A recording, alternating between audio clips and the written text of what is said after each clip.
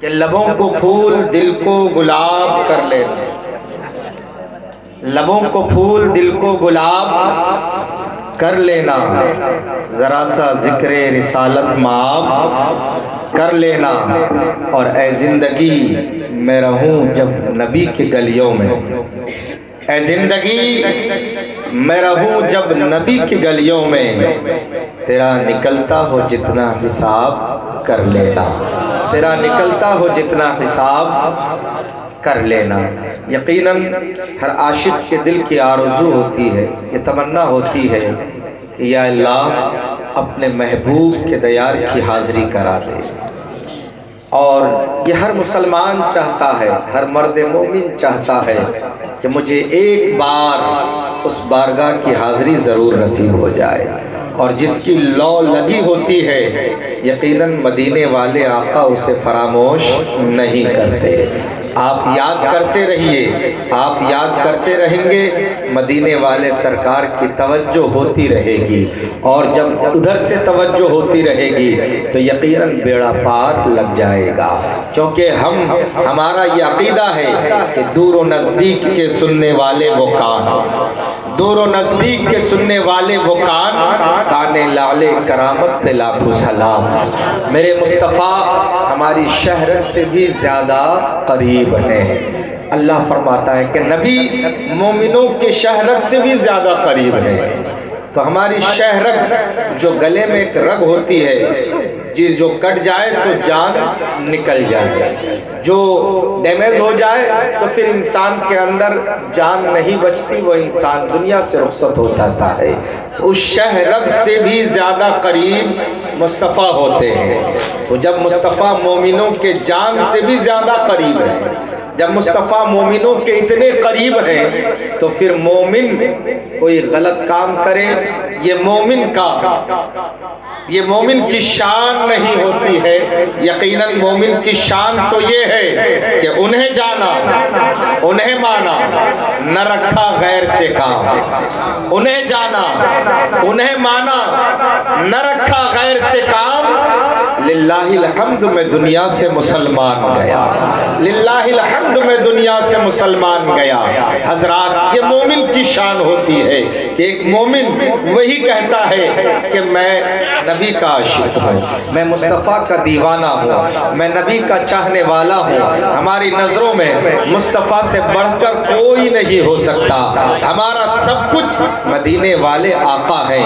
اگر مدینے والے آقا ہیں تو سب کچھ ہے، اگر ان کی محبت دل میں نہیں تو کچھ بھی نہیں ہے، کیونکہ ہم انہیں جانتے ہیں، انہیں مانتے ہیں، اس کے سوا ہماری نظروں میں کوئی نہیں ہے۔ جو یہ شان رکھتا ہے وہی یہ پہچان بھی رکھتا ہے، اور جو یہ شان رکھتا ہے وہ مدینے والے آقا کا محبوب ہوا کرتا ہے۔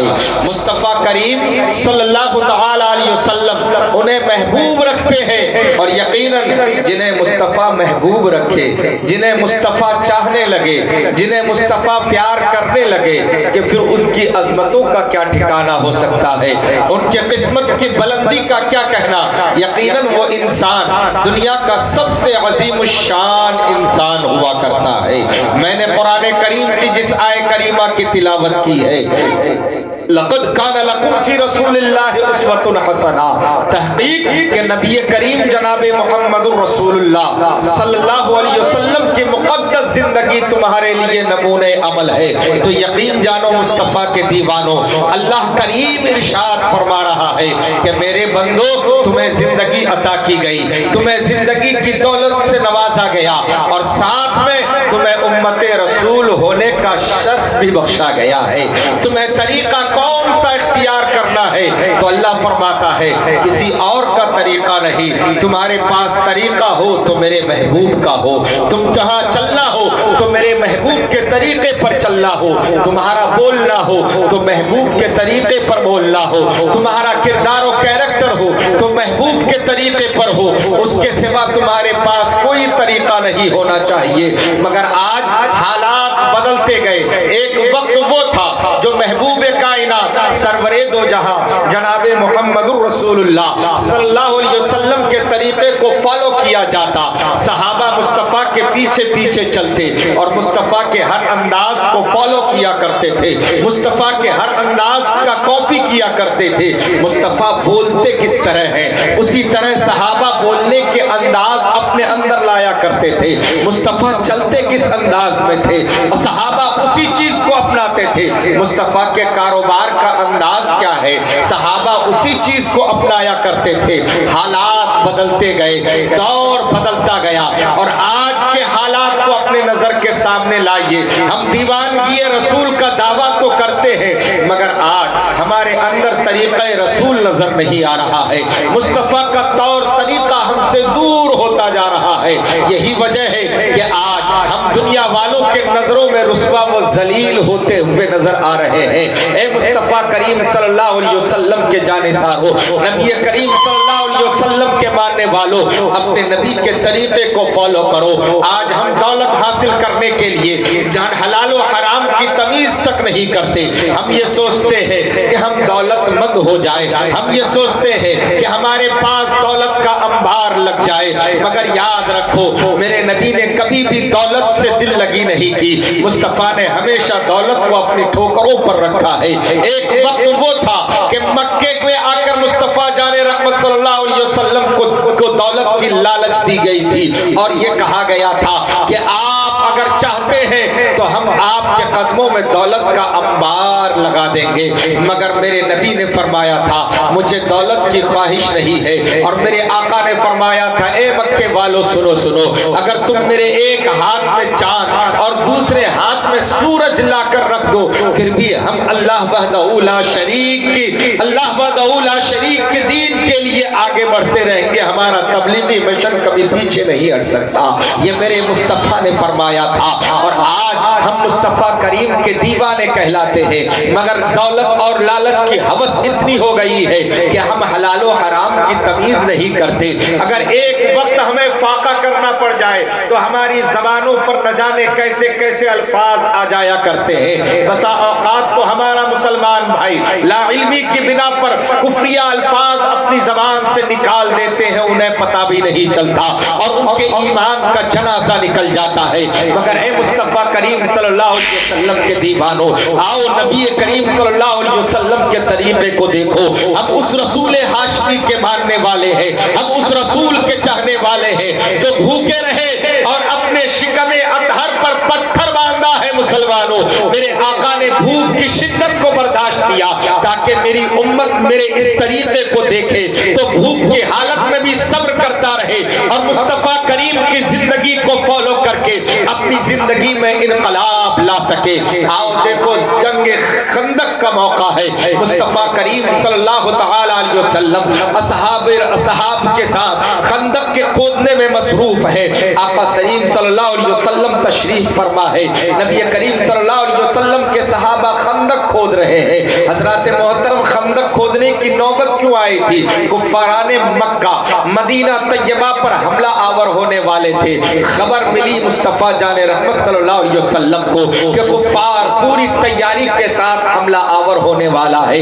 میرے آقا نے اپنے اصحاب کو بلایا، مشورہ کیا اور مشورے میں یہ طے پایا کہ مدینے کے ارد گرد خندق کھود دی جائے تاکہ کفار آسانی سے مدینے میں حملہ آور نہ ہونے پائے۔ یہ مشورہ طے ہو گیا، خندق کھودنے میں تمام صحابہ جٹ گئے، خندق کھودنا شروع کر دیا۔ اللہ اکبر، اسی کھدائی کے درمیان ایک اتنا بڑا چٹان بیچ میں آیا کہ اسے توڑتے توڑتے صحابہ تھک گئے مگر کسی سے ٹوٹ نہیں رہا تھا۔ اللہ اکبر، صحابہ کرام پریشان ہو گئے، وہ چٹان ٹوٹنے میں نہیں آ رہا تھا۔ اللہ اللہ، ایک صحابی رسول مصطفیٰ کی بارگاہ میں حاضر ہوئے اور حاضر ہو کر عرض کرنے لگے یا رسول اللہ، خندق کے درمیان میں ایک چٹان حائل ہے، اگر اس چٹان کو توڑا نہ جائے تو کفار اسی کو راستہ بنا لیں گے اور اسی کے ذریعے ہمارے طرف وہ داخل ہو جائیں گے۔ یا رسول اللہ، اس چٹان کا ہٹانا بہت ضروری ہے۔ اللہ اکبر، میرے آقا نے فرمایا پھر کیا ہوا، کیا پریشانی ہے؟ صحابہ عرض کرتے ہیں یا رسول اللہ، وہ چٹان توڑنے کی کوشش کی جا رہی ہے، سارے صحابہ تھک چکے چکے ہیں, زور آزمائی کر چکے ہیں, کسی کی طاقت کام نہیں آ رہی ہے, وہ چٹان ٹوٹنے میں نہیں آ رہا ہے.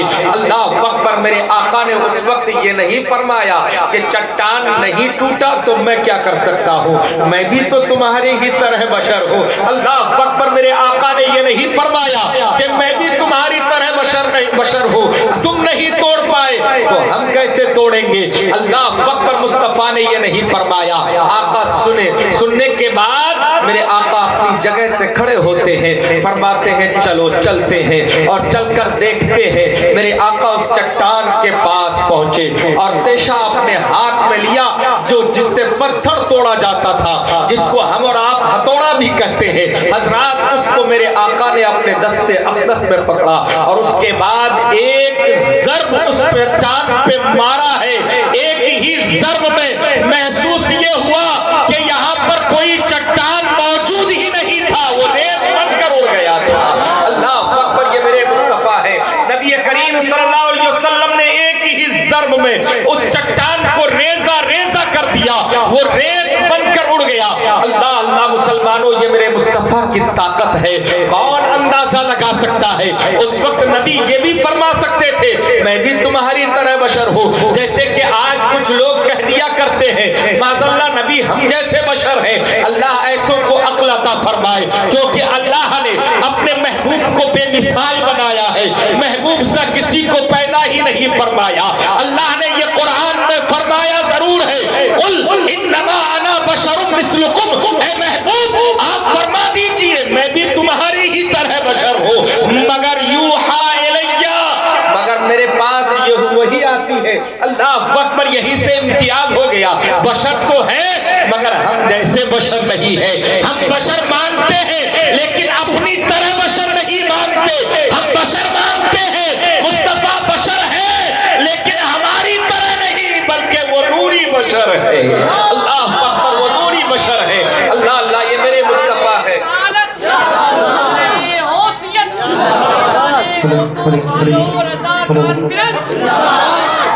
بستی کریا کریا, بستی کریا کریا. علامہ خورشید عالم منظری صاحب قبلہ, عشق محبت عشق محبت. میرے آقا صلی اللہ علیہ وسلم نے تیشا اپنے ہاتھ میں لیا اور ایک ضرب ماری, وہ ریت کی طرح بکھر گیا. ایسا لگ رہا تھا وہاں کوئی چٹان تھا ہی نہیں. اللہ اللہ. کون لگا سکتا ہے طاقت کا اندازہ. یہ میرے مصطفیٰ کی طاقت ہے. اور جب میرے آقا نے ہتھوڑا ہاتھ میں لے کر ہاتھ کو بلند کیا تو چادر مبارک اوپر ہو گئی اور میرے آقا کا شکم مبارک کھل گیا. میرے آقا کے جسم پر ایک چادر تھی اور نبی ایک تہبند باندھے ہوئے تھے, اور جب ہاتھ اوپر کیا میرے سرکار نے چادر اٹھ گئی, شکم کھلا. حضرت جابر کی نظر پڑ گئی, میرے آقا اپنے شکم میں 2 پتھر باندھے. اللہ. یہ محسوس ہو رہا تھا کہ کئی وقتوں سے میرے آقا نے کچھ تناول نہیں فرمایا ہے, میرے آقا نے کچھ کھایا نہیں ہے. حضرت جابر کی نظر پڑی, تڑپ گئے. صحابی رسول تھے. اللہ اللہ. مصطفیٰ کی اداؤں پر نظر تو صحابہ کی ہوا ہی کرتی تھی. اور میرے آقا کو دیکھا کہ شکم اقدس میں 2 پتھر بندھے ہوئے ہیں. حضرت جابر سے دیکھا نہ گیا, بھاگ کر اپنے گھر پہنچے. اپنی اہلیہ سے پوچھتے ہیں بیگم گھر میں کھانے کے لیے کیا ہے. ہماری ماں اور بہنیں بھی بیٹھی ہیں, توجہ سے سنیں. حضرت جابر اپنی اہلیہ سے پوچھتے ہیں بیگم گھر میں کیا ہے. بیوی نے کہا میرے سرتاج گھر میں ایک چھوٹا سا بکری کا بچہ ہے اور تھوڑا سا جو کا آٹا ہے. حضرت جابر فرماتے ہیں میں نے ابھی ابھی دیکھا ہے میرے سرکار کے شکم پر پتھر بندھے ہوئے ہیں. آقا نے 2 پتھر اپنے شکم اقدس پر باندھ رکھا ہے. مجھے محسوس ہوا کئی وقتوں سے میرے آقا نے کچھ نہیں کھایا. اللہ اکبر. بیگم میں بکری کا بچہ ذبح کرتا ہوں تم آٹا گوندو، میں گوشت تیار کر کے دیتا ہوں، تم اس کو پکا لینا۔ حضرت جابر نے بکری کا بچہ ذبح کیا، گوشت تیار کر کے اپنی بیگم کے حوالے کیا اور فرمایا بیگم آپ اس کو تیار کرو، میں نبی کی دعوت کر کے آتا ہوں۔ تھوڑا سا آٹا تھا، ایک چھوٹا سا بکری کا بچہ، وہ بھی حضرت جابر نے ذبح کر دی۔ بیگم کھانا تیار کرنے میں مصروف ہو گئی۔ جب حضرت جابر جا رہے تھے نبی کی بارگاہ میں، بیگم نے روک کر کہا ذرا میرے پاس آئیے، دعوت کرنے جا رہے ہیں آپ مصطفیٰ کو، خندق کھودنے میں بے شمار صحابہ ہیں، کہیں ایسا نہ ہو کہ تمام صحابہ کرام کے کان میں یہ آواز پہنچ جائے کہ جابر کے گھر دعوت ہو رہی ہے۔ اللہ اکبر، رازداری سے سرکار کو دعوت دے دینا اور میرے آقا سے فرما دینا کہ چند صحابی آپ اپنے ساتھ لے لیں، کیونکہ آپ کو معلوم ہے کہ میرے پاس جو کھانا ہے وہ چند ہی لوگوں کا ہو سکتا ہے، زیادہ لوگ کھا نہیں سکتے۔ اللہ اللہ، حضرت جابر رضی اللہ تعالیٰ عنہ کو بیوی نے سمجھایا۔ کبھی کبھی بیویاں بڑی عقل کی اور بڑی پتے کی بات کیا کر دیتی ہے۔ اللہ اکبر، بیوی کی بات سمجھ میں آئی۔ حضرت جابر میرے سرکار کی بارگاہ میں پہنچے اور قریب جا کر بڑے ادب کے ساتھ کھڑے ہوئے عرض کرنے لگے یا رسول اللہ میں نے گھر میں تھوڑا سا کھانا بنوایا ہے، یا رسول اللہ میری خواہش یہ ہے کہ آپ میری دعوت قبول فرما لیں۔ یا رسول اللہ تھوڑا سا کھانا تیار کیا ہے، آپ دعوت قبول فرمائے اور آپ جسے مناسب سمجھیں اپنے ساتھ لے لیں۔ اللہ اکبر، اتنا سننا تھا۔ میرے آقا نے تمام صحابہ کو مخاطب کیا اور فرمایا میرے اصحاب سن، آج جابر کے گھر تمام صحابہ کی دعوت ہو رہی ہے۔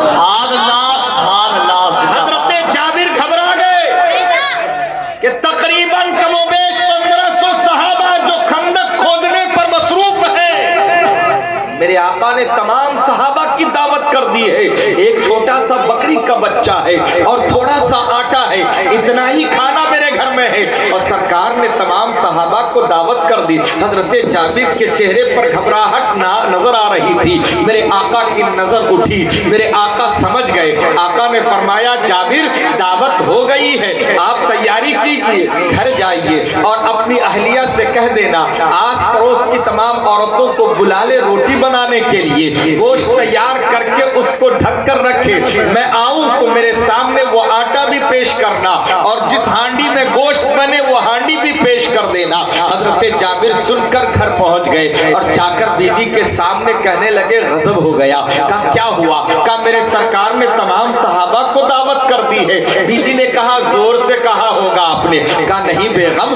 میں نے زور سے نہیں کہا، بڑی رازداری سے سرکار کو دعوت کی تھی، مگر میرے آقا نے خود تمام صحابہ کو دعوت کر دی۔ اللہ اللہ، حضرت جابر کی اہلیہ کی جواب پر قربان جاؤ، فرماتے ہیں جابر پھر گھبرانے کی کیا بات ہے، ہم نے سرکار کو دعوت کی ہے، ہمارا کام ہے سرکار کو کھلانا، اور سرکار نے تمام صحابہ کی دعوت کی ہے، ان کو کھلانا میرے سرکار کا کام ہے۔ ان کا عقیدہ تھا کہ خالق کل نے آپ کو مالک کل بنا دیا، دونوں جہان ہے آپ کے قبض و اختیار میں۔ میرے سرکار ہے۔ حضرت جابر کی اہلیہ نے فرمایا آپ گھبراتے کیوں ہیں، میرے سرکار نے دعوت کی ہے نا تو میرے سرکار ہی ان کو کھلائیں گے، گھبرانے کی ضرورت نہیں۔ جابر آرام سے بیٹھ گئے۔ سرکار تمام صحابہ کو لے کر حضرت جابر کے گھر پہنچ گئے۔ میرے آقا پہنچنے کے بعد فرمایا جابر لاؤ وہ گوشت کی ہانڈی کہاں ہے، جابر لے کے آؤ۔ جابر وہ گوشت کی ہانڈی اور وہ آٹا کہاں ہے؟ حضرت جابر وہ آٹا جو گوندا گیا تھا وہ لے کر آئے، گوشت کی ہانڈی لے کر آئے۔ میرے آقا نے اپنا لعاب مبارک نکالا، اس ہانڈی میں تھوڑا ڈالا، اپنا لعاب مبارک نکال کر اس آٹے پہ تھوڑا لگایا اور لگانے کے بعد اس کو کپڑے سے ڈھک دیا۔ میرے آقا نے فرمایا جابر جاؤ محلے کی تمام عورتوں کو بلا لو تاکہ وہ روٹی لگائے، اور سنو کپڑا اٹھا کر دیکھنا نہیں، اس برتن کو ڈھکے رہنے دینا، اس میں سے سالن نکالنا اور اس میں سے روٹی تیار کرتے رہنا اور صحابہ کو کھلاتے رہنا۔ سبحان اللہ، سبحان اللہ، اس رسول کی امت میں ہے کہ مصطفیٰ کا تھوک لگ جائے تو قسم خدا کی اللہ اس میں اتنی برکتیں عطا فرما دے کہ ایک نہیں، حضرت جابر فرماتے ہیں کہ 1500 صحابہ نے کھایا پھر بھی اس میں کوئی کمی نظر نہیں آئی، آخر میں میرے مصطفیٰ نے کھایا۔ حضرت جابر فرماتے ہیں صحابہ کھا کر چلے گئے، محلے پڑوس کے جتنے تھے سب نے کھایا اور اس کے بعد ہم نے بھی کھایا، ہمارے آس پاس کے جتنے لوگ تھے سب نے کھایا۔ حضرت جابر فرماتے ہیں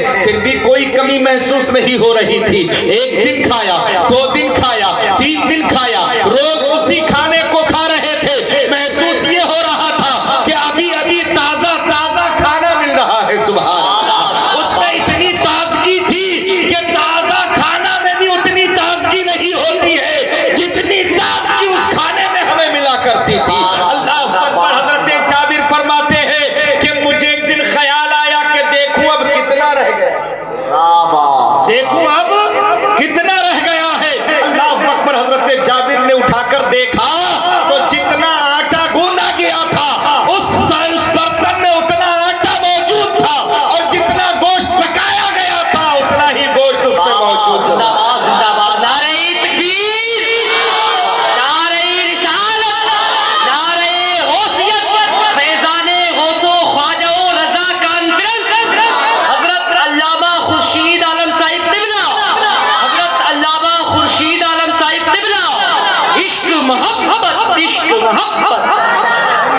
زندہ باد۔ میرے آقا کے لعاب مبارک کی برکت تھی۔ حضرت جابر نے میرے آقا صلی اللہ علیہ وسلم کی بارگاہ میں جا کر عرض کیا، یا رسول اللہ، آپ کے لعاب مبارک کی برکت اتنی ہوئی کہ تمام صحابہ نے کھایا، ہمارے آس پاس محلے والوں نے کھایا، کئی دن تک میں نے کھایا، مگر وہ کھانا ختم ہونے میں نہیں آ رہا تھا۔ یا رسول اللہ، میں نے اسے آج دیکھ لیا، شام تک وہ کھانا مکمل ہو گیا، ختم ہو گیا۔ میرے آقا نے فرمایا، جابر، اگر تم زندگی بھر اس کو نہیں دیکھتے تو تمہاری زندگی بھر کے لیے وہ کھانا کافی ہو جاتا۔ ہم اس رسول کی امت میں ہے جس رسول کی بارگاہ میں کسی چیز کی کمی نہیں ہے، وہ نظر اٹھا دے تو یقیناً بیڑا پار ہو جائے۔ اور رسول کی عطاؤں کا تو یہ عالم ہے کہ اعلیٰ حضرت فرماتے ہیں، کون دیتا ہے دینے کو چاہیے، ارے دینے والا ہے سچا۔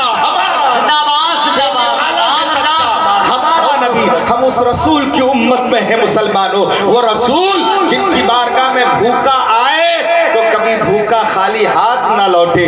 میرے آقا چہرہ دیکھ کر سمجھ جاتے تھے کہ یہ بھوکا ہے یا آسودہ ہے۔ اللہ اکبر۔ میرے آقا نے کبھی دولت سے دل لگی نہیں کی، مگر میرے آقا ہمیشہ بھوکوں کو دیکھا کرتے تھے، کوئی بھوکا میرے در سے خالی نہ چلا جائے۔ حضرت ابو ہریرہ رضی اللہ تعالیٰ عنہ فرماتے ہیں، ایک دن بڑی تیز بھوک لگ رہی تھی، میں یہ سوچ کر اپنے گھر سے نکل کر باہر بیٹھا کہ کسی کی نظر پڑے اور مجھے میرے حالات کو پوچھے اور میرے بھوک پر اس کی نظر پڑے تو کچھ کھانے کو مل جائے۔ اللہ اللہ، صحابہ نے کس قدر کٹھنائی سے اپنی زندگی گزاری ہے۔ آج تو ہمارے پاس فراوانی ہے، نہ کھانے کی کمی ہے، نہ پانی کی کمی ہے، کسی چیز کی کمی نہیں، لیکن وہ دور یاد کرو مسلمانوں، اس وقت کھانے کی بھی قلت تھی، پانی کی بھی قلت تھی، کتنا دشوار ترین زندگی ہے، لیکن اس کے باوجود صحابہ کرام کے پاس استقلال میں جنبش نہیں آتی تھی، وہ صبر و قناعت سے کام لیا کرتے تھے۔ حضرت محترم حضرت ابو ہریرہ فرماتے میں جا کر باہر بیٹھ گیا، حضرت ابو بکر آئے، سلام کیا اور اس کے بعد سلام کا جواب ہوا، خیریت پوچھی، آگے بڑھ گئے، انہوں نے توجہ نہیں دی۔ حضرت عمر کا گزر ہوا، میں نے سلام کیا، حضرت عمر نے بھی سلام کا جواب دیا، خیریت پوچھی، مگر یہ نہیں پوچھا کہ ابو ہریرہ تم نے کچھ کھایا ہے نہیں کھایا ہے، وہ بھی گزر گئے۔ اللہ اکبر، کسی نے کچھ کھانے کے لیے پوچھا ہی نہیں۔ میں اسی سوچ میں بیٹھا تھا کہ کہیں سے کچھ کھانا مل جائے، اتنے میں کونین کے تاجدار، دونوں عالم کے مالک و مختار، نبی رحمت جناب محمد الرسول اللہ صلی اللہ علیہ وسلم تشریف لائے، میرے آقا کی نظر پڑی، حضرت ابو ہریرہ فرماتے ہیں کہ میں نے سلام کیا، میرے آقا میرے طرف دیکھ کر مسکرائے اور مسکرا کر جواب دیا۔ جواب دینے کے بعد میرے آقا نے فرمایا ابو ہریرہ کیسے بیٹھے ہو، آؤ میرے ساتھ آؤ۔ میرے آقا مجھے لے کر ساتھ گئے اور گھر میں کاشانہ اقدس میں تشریف لے جانے کے بعد میرے آقا نے پوچھا گھر میں کچھ ہے؟ آقا کے پاس گھر میں بھی کچھ نہیں تھا، صرف ایک پیالہ دودھ نہ آیا، ایک پیالہ دودھ گھر میں ملا، آقا کریم صلی اللہ علیہ وسلم کی بارگاہ میں پیش کیا گیا۔ جب ایک پیالہ دودھ آیا میرے آقا نے فرمایا ابو ہریرہ جاؤ باہر کتنے صحابہ بیٹھے ہیں سب کو بلا کر لے آؤ۔ سبحان اللہ، کتنے بیٹھے ہیں سب کو بلا کر لاؤ۔ حضرت ابو ہریرہ تو یہ سوچ رہے تھے کہ وہ دودھ مجھے مل جائے گا اور میں پی کر اپنا بھوک مٹا لوں گا، لیکن جب میرے آقا نے فرمایا ابو ہریرہ جاؤ باہر جتنے صحابہ بیٹھے ہیں انہیں بلا کر لے آؤ، حضرت ابو ہریرہ اٹھے، سرکار کا حکم تھا، باہر گئے اور دیکھا تو 70 صحابہ بیٹھے تھے، 70 صحابہ بیٹھے تھے۔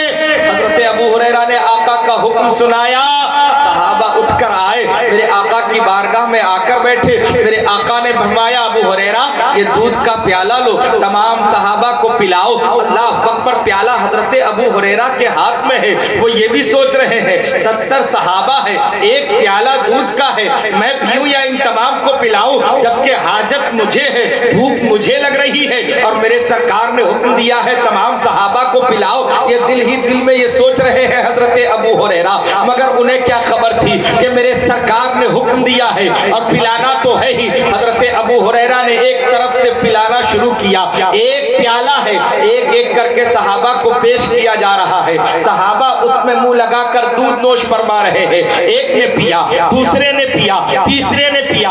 ذرا آپ اندازہ لگائیے، یہیں پر روک کر میں آپ سے عرض کرنا چاہوں گا کہ ایک ہی پیالے میں صحابہ سب منہ لگا کر دودھ پی رہے ہیں،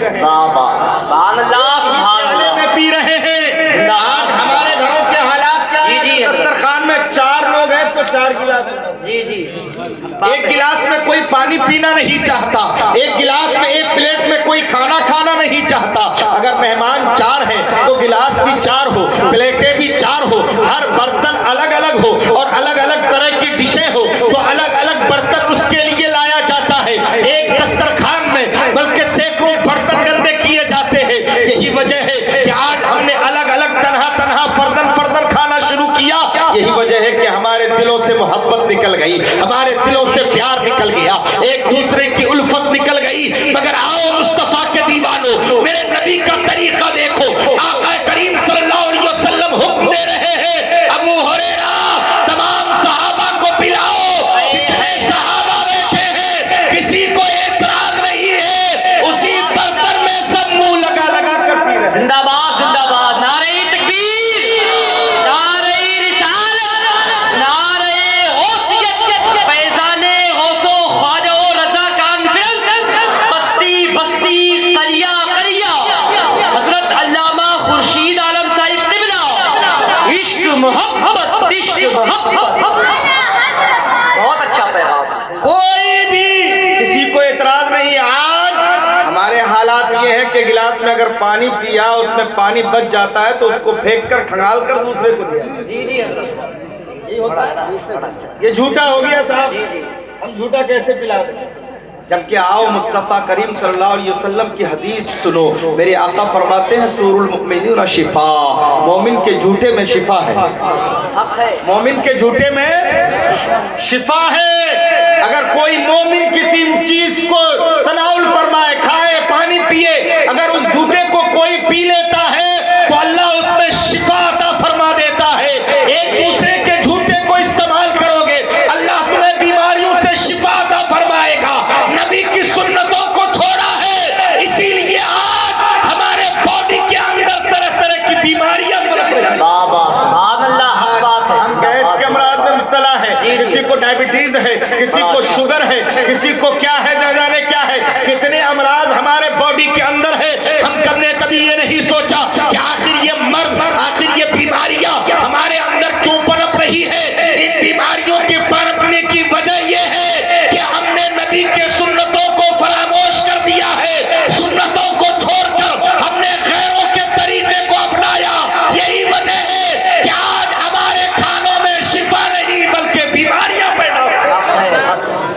آج بھی ہم مصطفیٰ کی سنت کو اپنائیں.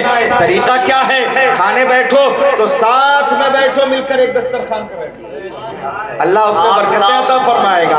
آپ حالات یہ کہ الگ الگ فردن آیا کھانا دو، اٹھایا، اگر کھڑے کھڑے ہیں تو کھڑے کھڑے کھایا. اور کامل لوگوں کو اتنی فرصت نہیں کہ چین سے بیٹھ کر روٹی بھی کھا لے. کیا کرو گے پیسہ کما کر یار؟ اگر چین سے بیٹھ کر ہم ایک روٹی نہ کھا سکیں تو ایسی دولت پر آگ لگا دینی چاہیے، ایسی دولت کو ٹھوکر مار دینی چاہیے.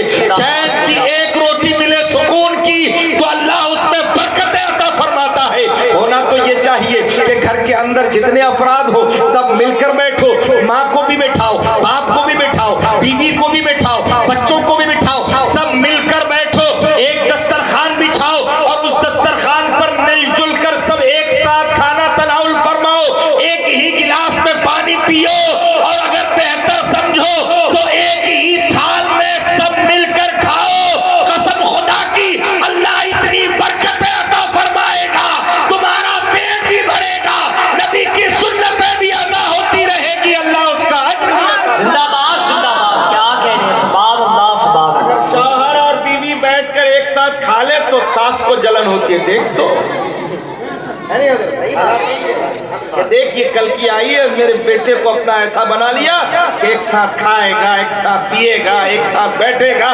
یہ تو پیچھا ہی نہیں چھوڑ، بھاگا جائے گا مولانا اکرام کے پاس، کہے گا حضرت تعویذ دے دیجیے گا. کیا ہو گیا؟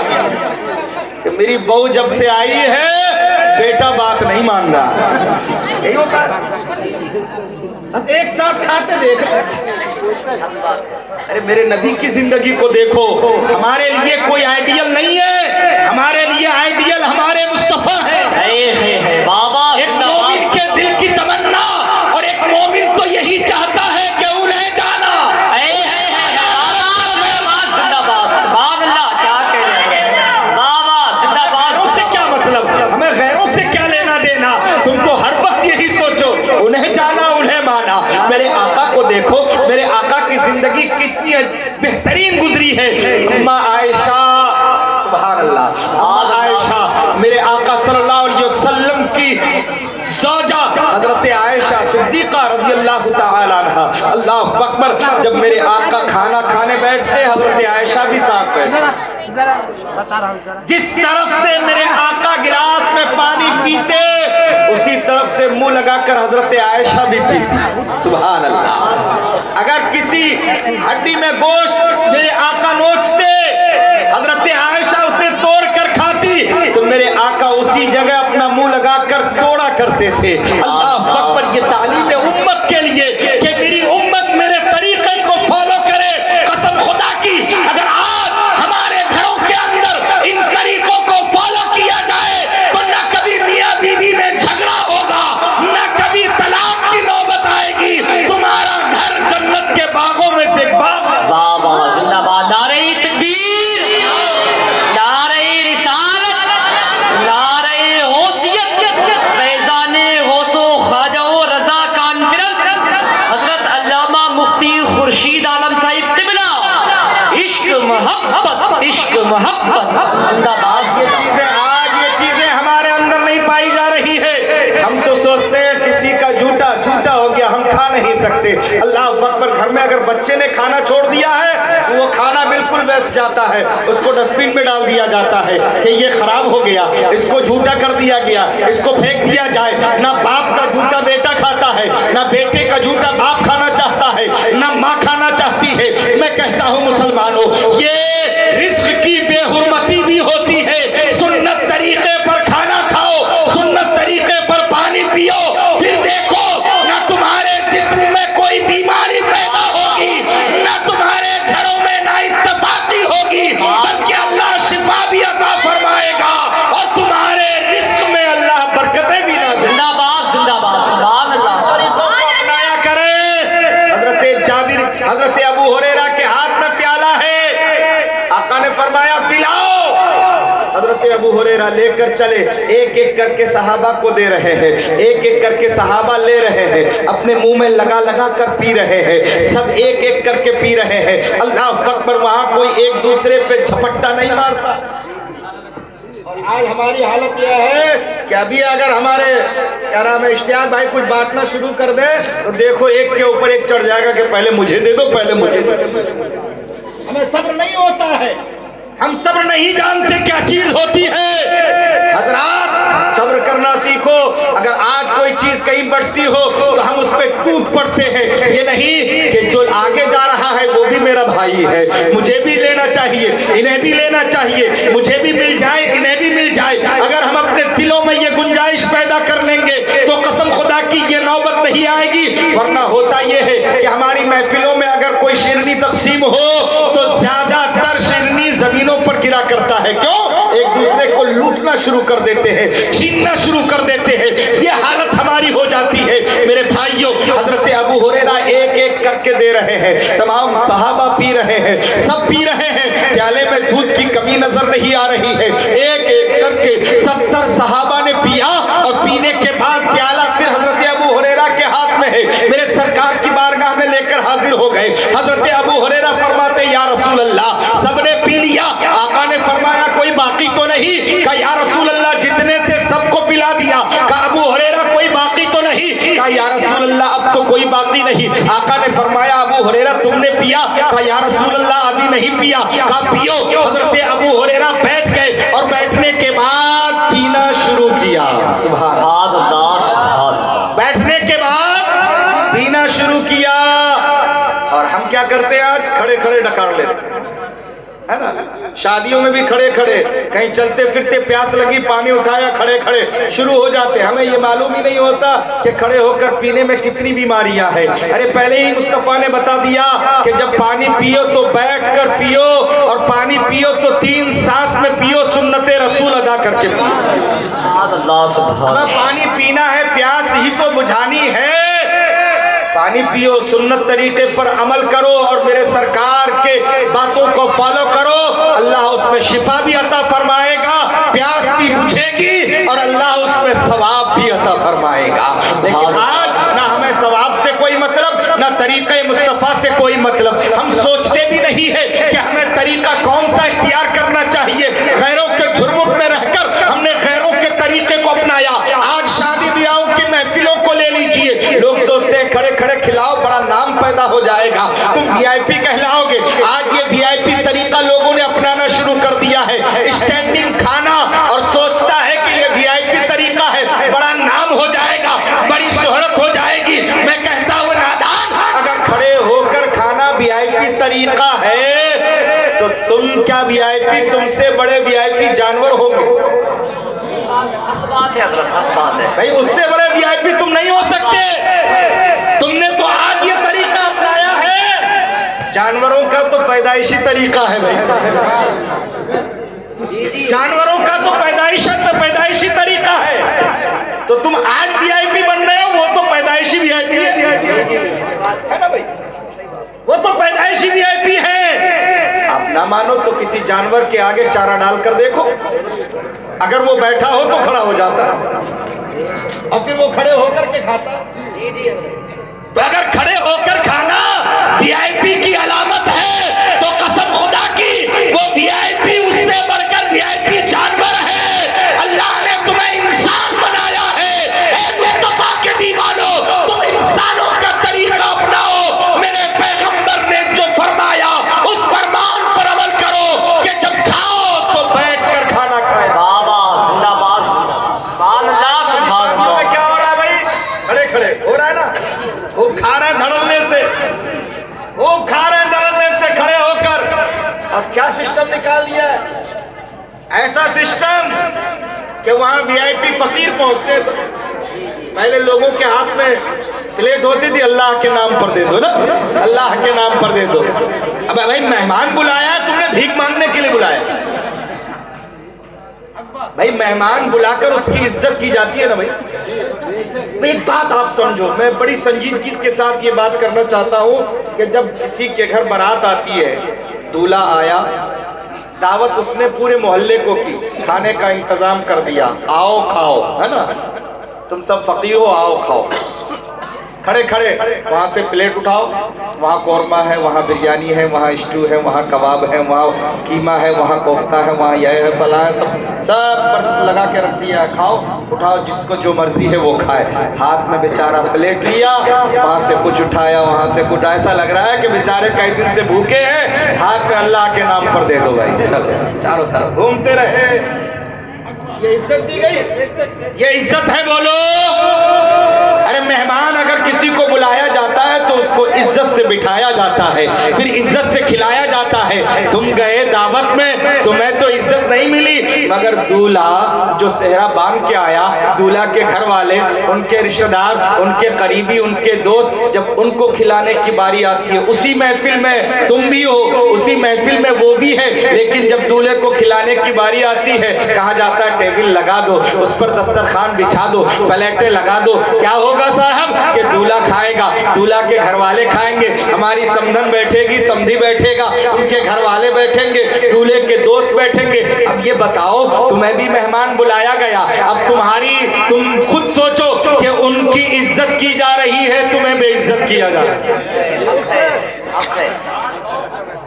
عزت ان کی ہو رہی ہے، ان کے لیے کرسی لگایا، ٹیبل بچھایا، دسترخوان لگایا، پلیٹ سجایا، ڈونگے ٹیبل پر لائے گئے اور ادب سے کہا چلیے حضور بیٹھیے، اور آپ سے یہ بھی نہیں کہا چلیے بیٹھیے، آپ سے کہا آ گئے، پلیٹ وہاں سے لے لیجئے، کھانا کھا لیجئے۔ یہی تو ہو رہا ہے، پلیٹ وہاں سے لیجئے، جائیے کھانا کھا لیجئے۔ بتاؤ تم مہمان گئے ہو یا پھر بے عزت ہونے کے لیے گئے ہو؟ عزت اگر اسے دینا ہوتی، عزت اگر اسی میں عزت تھی تو دولہے کو کھڑے کھڑے کیوں نہیں کھلایا؟ اپنے سمدھی اور سمدھن کو کیوں نہیں کھلایا؟ دولہے کے دوستوں کو کھڑا کھڑا کیوں نہیں کھلایا؟ اسے کھڑے ہو کر کھانے کی اجازت کیوں نہیں دی؟ اسے بیٹھا کر کیوں نہیں کھلایا؟ سینس اور عقل تو یہی کہتی ہے عزت کے حقدار صرف وہی تھے، تم سب تو ویسے ہی ہو، آؤ اور فقیروں کی طرح کھاؤ چلے آؤ بھائی۔ اگر عزت دار ہو، اللہ نے تمہیں عزت دار بنایا ہے، تو ایسی دعوتوں کو کبھی قبول مت کرنا اور کہنا کہ سن، اگر تم عزت سے کھلا سکو تو ہمیں دعوت دینا، ہم عزت سے آئیں گے، تمہاری دعوت ادا کریں گے، اور اگر عزت سے کھلا نہ سکو تو تمہاری دعوت تمہیں منظور ہو، ہمیں ایسی دعوتوں سے کوئی مطلب نہیں۔ عزت اس میں ہے، مگر آج حالات بدل گئے صاحب، بڑا وی آئی پی کھانا کیا، دوسرے دن لو صاحب بڑی تعریف ہو رہی ہے، فلاں صاحب نے بڑا اچھا کھانا کیا تھا، فلاں صاحب نے بڑی اچھی ڈشیں دی، بڑا اچھا شادی کیا، پتہ ہی نہیں چلا کہ اس نے طریقہ کس کا اپنایا ہے؟ رسول سے محبت اور غدارانے رسول کا طریقہ، رسول سے محبت دشمنانے رسول کا طریقہ، رسول سے محبت اور باغیان اسلام کا طریقہ، اسلام دشمنی رکھنے والوں کا طریقہ، یہ محبت کیسی؟ ارے محبت کا تقاضا تو یہ ہے، محبت کا تقاضا تو یہ ہے کہ جو چیز رسول کو محبوب ہو وہ مجھے بھی محبوب ہو۔ محبت کا تقاضا یہ ہے کہ جو رسول پسند کرے وہی پسند ہماری ہو، اس سے برابر بھی ہماری پسند نہیں ہے۔ بابا نعرہ تکبیر، نعرہ رسالت، نعرہ غوثیت، فیضان غوث و خواجہ و رضا کانفرنس، بستی بستی، قریہ قریہ، علم کا دریا، فیض کا دریا، حضرت علامہ خورشید عالم صاحب قبلہ۔ یہ محبت ہوتی ہے، محبت صرف زبان سے محبت کا دم بھرنا یہ محبت نہیں ہے پیارے، محبت تو یہی ہے کہ ہم جس سے محبت کریں۔ حضرت علامہ مولانا اکرام صاحب یہاں تشریف فرما ہے، اگر ہم دعویٰ کریں گے کہ ان سے ہمیں محبت ہے، آپ کہو گے مولانا اچھی بات ہے، آپ مولانا اکرام صاحب سے محبت کرتے ہو، بڑی اچھی بات ہے۔ اب میں یہ کہوں کہ محبت تو ہے مگر ان کی باتیں اچھی نہیں لگتی، آپ کہو گے کیسی محبت؟ محبت کا دعویٰ بھی اور باتیں اچھی نہیں لگتی، محبت تو ہے ان کا صافہ اچھا نہیں لگ رہا۔ آپ کہو گے مولانا کیسی محبت؟ محبت کا دعویٰ بھی اور ان کا پہناوا اچھا نہیں لگ رہا ہے، یہ محبت قابل قبول نہیں ہے، یہ محبت مانی نہیں جائے گی۔ محبت تو وہی مانی جائے گی کہ ان کا بولنا ہمیں اچھا لگے گا، ان کا دیکھنا ہمیں اچھا لگے گا، ان کا پہناوا ہمیں اچھا لگے گا، ان کا طریقہ ہمیں اچھا لگے گا، ان کے ہر فعل کو ہماری نظریں محبوب سمجھے گی۔ تب آپ کہو گے مولانا یہ ہوتی ہے محبت، جب ہم جس سے محبت کریں ان کا طریقہ اچھا لگے تو سمجھ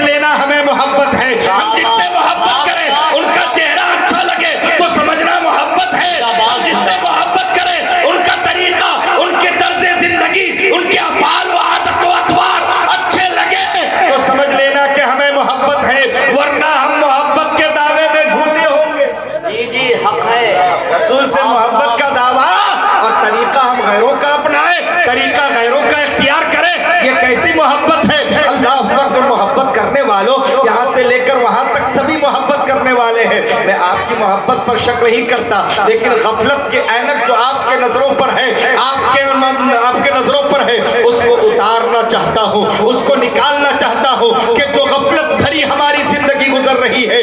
मोहब्बत है, लेकिन उस मोहब्बत को बरूए कार लाना है, उस मोहब्बत को सामने लाना है, उस मोहब्बत को रूबरू करना है कि हमें रसूल से मोहब्बत है तो हमारा तरीका चलने का रसूल के तरीके पर होगा, हमारा बोलने का तरीका रसूल के तरीके पर होगा, हमारा चेहरा रसूल के चेहरे के तरह होगा।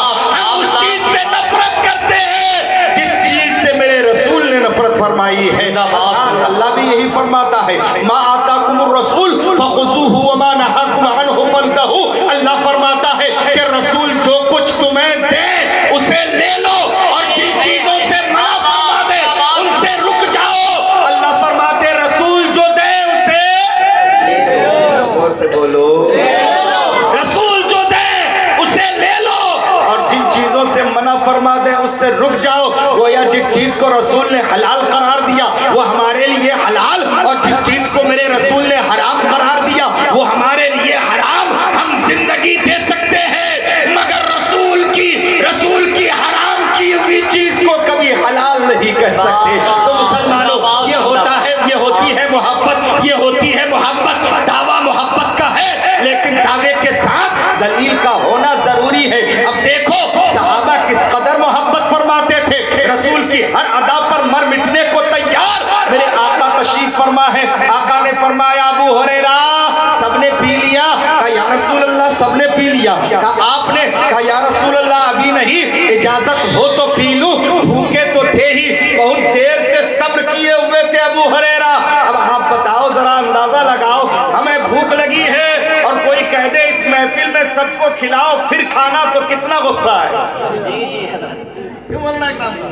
कितना गुस्सा आएगा कि भूख से जान निकली जा रही है, भूखे सुबह से हम बैठे हैं, अब मुझे को काम पे लगा दिया गया साहब कि सबको खिलाओ फिर खाना। अल्लाह अकबर। अब वो भी ये कि बच जाएगा सबको खिलाने के बाद तो मिलेगा, बचेगा तो मिलेगा। इम्तिहान की घड़ी होती है कि नहीं? अगर सबने सब खा लिया तो फिर मैं तो भूखा ही रह जाऊंगा। हजरात, बांटने वाले का मामला ये होता है ना कि या तो उसे खूब मिलता है या कुछ भी नहीं मिलता। हजरत अबू हुरैरा थे, ये सहाबी थे, सहाबी। आज का वहाबी नहीं जो ये कह देता कि खत्म हो जाएगा। क्या कह रहे हैं हजरत? सहाबी थे। वहाबी होता तो फौरन कहता या रसूल अल्लाह एक ही प्याला तो है, एक ही तो है, इतना सा इतने अबू हुरैरा ने ये नहीं फरमाया था या रसूल अल्लाह इतना ही है, कैसे पी लेंगे? हुक्म हुआ चल पड़े, हुक्म हुआ चल पड़े। क्यों? वो जानते थे कि जबान, वो जबान जिसको सब गुण की, ये जबान किसी और की नहीं बल्कि ये जबान तो उसकी है कि वो जबान जिसको सब गुण की कुंजी कहे उसकी नाफिज हुकूमत पे लाखों सलाम। अल्लाह अकबर। वो जबान मेरे मुस्तफा की है, वो जबान मेरे मुस्तफा की है। हजरत अबू हुरैरा जानते थे, सब सहाबा ने पिया, फिर मेरे आका ने फरमाया अबू हुरैरा अब तुम पी लो। अल्लाह अकबर। अब तुम पी लो। हजरत अबू हुरैरा बैठे, पिया, और पीने के बाद प्याले को अपने मुंह से हटाया। मेरे सरकार की नजरें हजरत अबू हुरैरा पर जमी हुई है। फिर फरमाते अबू हुरैरा और पियो। हजरत अबू हुरैरा ने फिर प्याला मुंह से लगाया, पिया, उसके बाद फिर हटाया। मेरे आका ने फरमाया अबू हुरैरा और पियो। अल्लाह अकबर। फिर प्याला मुंह से लगाया, हुक्म होता रहा, वो पीते रहे, और जब पीते पीते थक गए मेरे आका ने फरमाया अबू हुरैरा और पी लो। हजरत अबू हुरैरा फरमाते या रसूल अल्लाह बस, या रसूल अल्लाह अब बस गले तक आ चुका है, अब गुंजाइश नहीं है। इसी को आला हजरत अजीमुल बरकत फरमाते हैं, क्यों जनाबे अबू हुरैरा कैसा था वो जामे शीर जिससे 70 सहाबी का दूध से मुंह फिर गया, जिससे 70 सहाबी का दूध से मुंह फिर गया। हजरत अबू हुरैरा फरमाया या रसूल अल्लाह बस अब गले तक आ चुका है, अब गुंजाइश नहीं है। हजरत अबू हुरैरा ने प्याला बढ़ा दिया। अब आखिर में मेरे मुस्तफा ने उस जरा अंदाजा लगाओ मुसलमानों, तमाम सहाबा ने मुंह लगा कर पिया था, तमाम सहाबा का झूठा है, आखिर में सरवरे कौनैन उसको पी रहे हैं, मेरे आका उसको नोश फरमा रहे हैं, मेरे आका ने वो दूध पिया है। तो दीवानो जरा अंदाजा लगाओ हम तरीका किसका अपनाए? बोलो भाई, बोलो ये तरीका अच्छा या ये अंग्रेजों का तरीका अच्छा है? बोलो भाई तरीका कौन सा अच्छा है? बरकत वाला तरीका ना। आज हम कहते हैं हमारे घरों में बरकत नहीं है, कमाते तो बहुत है, कुछ रुकता नहीं है, कमाते बहुत है, कुछ बचता नहीं है, कमाते बहुत है लेकिन बरकत नजर नहीं आ रही है। जब हरकतें सही होंगी तो बरकत होगी, हरकत सही होगी कसम खुदा की घरों में बरकतें नाजिल होंगी, और अगर हरकत सही ना हुई तो बरकत कहीं से कहीं तक नजर नहीं आ सकती। हरकतें सही करो, तुम्हारे घरों में बरकतों का नुज़ूल शुरू होगा। और हरकत क्या? हरकत ऐसी करो जिससे मुस्तफा ने फरमाया है, नबी के फरमान के मुताबिक चलो, नबी के फरमान और रसूल के मुताबिक चलो। आज आपने मस्जिद के लिए पैसा इकट्ठा किया, मस्जिद के लिए जमीन मुहैया की, अभी बाकी है, मुकम्मल तौर पर जमीन आपके पास आई नहीं है, मुकम्मल तौर पर आपके अंडर में नहीं है, अभी कर्जा है, आपको अदा करना है। इतनी रकम आपने इकट्ठा किया, काबिले मुबारकबाद है, आपने ये जलसा किया, इसके भी अखराजात है, लेकिन याद रखो जो अल्लाह के घर के लिए कोशिश करता है, नबी फरमाते हैं मन बनल्लाहु लहू मस्जिदन फबनल्लाहु बैती फिल जन्नह, कि जो अल्लाह के लिए दुनिया में मस्जिद बनाता है अल्लाह उसके लिए जन्नत में घर बनाता है, उसके लिए जन्नत में घर बनाता है। तुमने मस्जिद के लिए कोशिश की है, मस्जिद बनाने का अज़्म किया है, मस्जिद बनाने का इरादा किया है, कसम खुदा की ये इरादा जन्नत में ले जाने का इरादा है, ये इरादा जन्नत दिलाने का इरादा है। आओ मैं तुम्हें बताता चलूं इसका अज्र कितना अजीम है, इसका अज्र कितना अजीम शान है।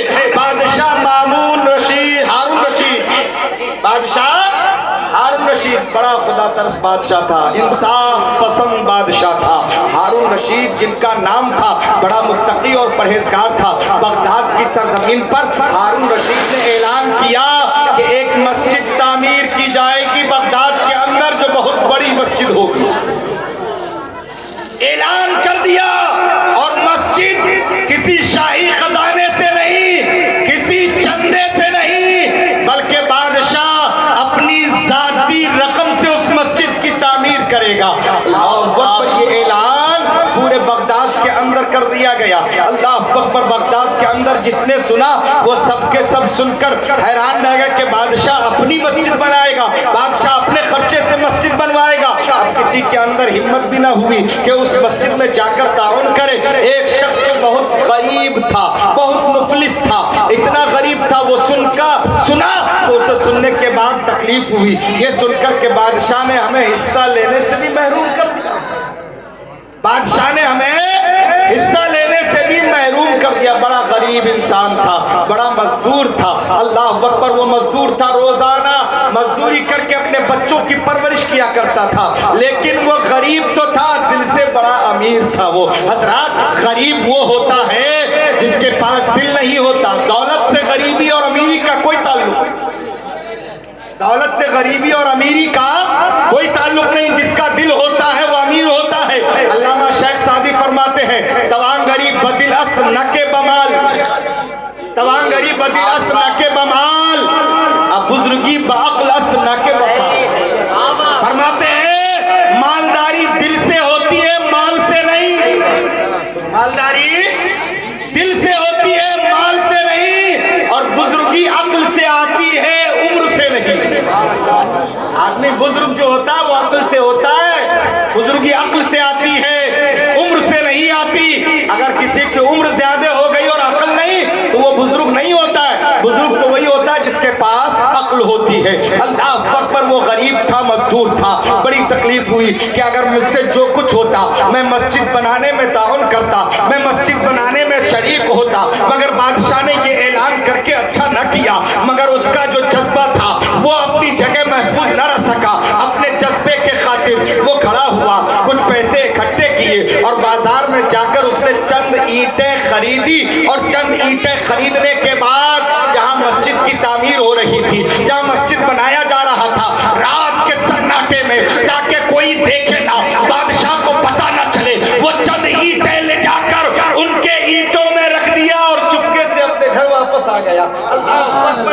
जज्बा कि मस्जिद में मेरी भी ईंट लग जाए। अल्लाह अल्लाह, उसकी ईंट लगी, उन ईंटों में उनकी ईंट शामिल थी, मस्जिद बनके तैयार हो गई। बादशाह हारून रशीद सोया और ख्वाब में ये देखा कि जन्नत में आए हैं। सुभान अल्लाह। बादशाह ख्वाब देख रहा है कि जन्नत में है, और जन्नत में ये देखा गया कि मुझे महल नजर आया, एक महल जिसके दरवाजे पर लिखा हुआ है हारून रशीद, और उसी के बराबर में दूसरा महल नजर आया, और दूसरे महल के दरवाजे पर उस गरीब का नाम लिखा हुआ है। अल्लाह अकबर। बादशाह ने देखा कि मेरे महल के बराबर में फला गरीब का महल है, उसके दरवाजे पर उसका नाम है। अल्लाह अकबर। वो उसके अंदर जाना चाहा, ख्वाब में ये सब कुछ देख रहा है, अपना महल तो अपना है ही, जरा देखूं इस गरीब का जो महल है उसके अंदर जाकर देखूं। दरवाजे पर पहुंचा, दरवाजे पर फरिश्ता खड़ा था, रोक दिया, कहने लगा कहाँ जा रहे हो? कहा इस महल के अंदर जाऊंगा। कहा क्यों? कहा इस महल को देखना चाहता हूँ। कहा देख इस महल के दरवाजे पर किसका नाम लिखा है? कहा मैं जानता हूँ, हमारे बगदाद का एक गरीब और मुफलिसुल हाल आदमी है, जो मजदूर है, ये उसका महल, उसका नाम है। अल्लाह अकबर। कहा फिर तुम दाखिल नहीं हो सकते, इस महल के दरवाजे पर जिसका नाम लिखा है वही दाखिल होगा, वही इसके अंदर जाएगा। कहा तुम जानते नहीं मैं बादशाह हूँ, और बादशाह का रियाया पर हक होता है, मैं हर रियाया के घर को देख सकता हूँ, मेरा ये हक है। लेकिन कहा ये दुनिया में हक होगा, यहाँ तुम्हारा हक नहीं चलता। दुनिया में तुम्हारा हक होगा, मगर यहाँ तुम्हारा हक नहीं चलने वाला। ये जिसका महल है, जिसका नाम दरवाजे पर लिखा है वही जा सकता है, उसके अलावा कोई नहीं जा सकता। तुम्हें जाना है तो अपने महल में जाओ। अल्लाह अकबर। बादशाह हारून रशीद अपना महल देखा, इतने में आँख खुली, और आँख खुली तो घबरा कर उठा। उसने मालूम करना शुरू किया कि कौन है वो मजदूर जिसका नाम जन्नत के दरवाजे में लिखा है, जिसका नाम जन्नत में महल और उस महल के दरवाजे पर लिखा है। अपने सिपाहियों को हुक्म दिया कि मैं उससे मिलना चाहता हूँ, फला शख्स फला नाम है, इस शहर का रहने वाला है, बड़ा गरीब है, उसको ढूंढ कर लाओ। सिपाहियों ने मालूम कर लिया, और जब बादशाह के दरबार में वो गरीब आया, बादशाह ने पूछा बता तेरा अमल क्या है? मैंने ख्वाब देखा, और ख्वाब में जन्नत में महल देखा, एक महल जो मेज पे जिसके दरवाजे पर मेरा नाम था, और दूसरा महल मेरे महल के बराबर में जिसके दरवाजे पर तेरा नाम था। तेरा कौन सा ऐसा अमल है जिस बिना पर तुझे जन्नत में महल अता किया जा रहा है? उस गरीब ने कहा हुजूर मुझे तो नहीं पता मेरा कौन सा ऐसा अमल है जिस बिना पर मुझे महल दिया जा रहा है, जिस बिना पर जन्नत में मेरे नाम का महल है।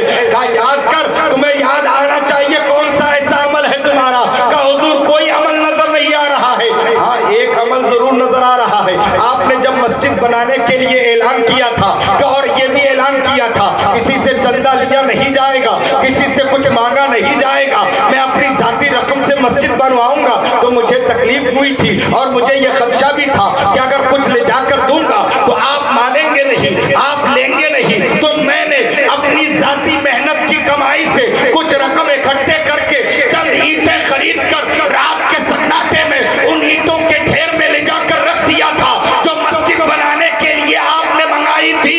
शायद यही अमल अल्लाह की बारगाह में कबूल हो गया हो, शायद यही अमल अल्लाह की बारगाह में कबूल हो गया हो।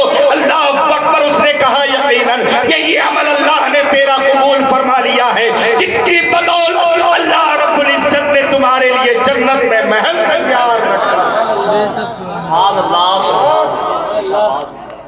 हज़रात मोहतरम, ये है मस्जिद बनाने का अज्र और सवाब। अल्लाह जन्नत में महल अता फरमा दे। कोई नहीं, आप इधर से तवज्जो हो जाओ। शफीअना मौलाना मुहम्मद बारिक वसल्लम सलातुम व सलामन अलैका या रसूल अल्लाह सलातुम व सलामन अलैका या हबीब अल्लाह सल्लल्लाहु तआला अलैहि वसल्लम। हजरात मोहतरम, आज हमने जो अज़्म किया है, आपने जो इरादा किया है, यकीनन ये इरादा बहुत अज़ीम शान है, ये इरादा बहुत अज़ीम है। हम अपने घरों को सजाते हैं, अपने घरों को हर तरीके से आराइश व आरास्ता करते हैं, हर तरीके की आराम की चीज़ है हमें अपने घरों पर चाहिए होती है। किसी चीज़ और किसी आराम में कोई कमी ना आने पाए, ये हमारा इरादा होता है, ये हमारा जज्बा होता है। लेकिन दीवानों, मस्जिद अल्लाह का घर है, मस्जिद मेरे तरफ तवज्जो दे, मस्जिद अल्लाह का घर है। जोर से बोलो, मस्जिद گھر ہے مسجد نہ ہمارا ہے نہ تمہارا ہے، وہ اس پروردگار کا ہے جس نے ہمیں پیدا کیا ہے، جو ہمیں کھانے کو دے رہا ہے، جو ہمیں رزق عطا فرما رہا ہے، جو ہمیں ہر طریقے کی نعمتوں سے نواز رہا ہے۔ اس رب کا گھر مسجد ہے، وہ مسجد اللہ کا گھر ہے۔ بتاؤ اگر ہم مسجد کو آراستہ کریں گے، مسجد کو سجائیں گے، مسجد کے لیے تعاون کریں گے، مسجد کے لیے کوشش کریں گے، تو یقین جانو اللہ ہمارے گھروں کو بھی روشن فرما دے گا۔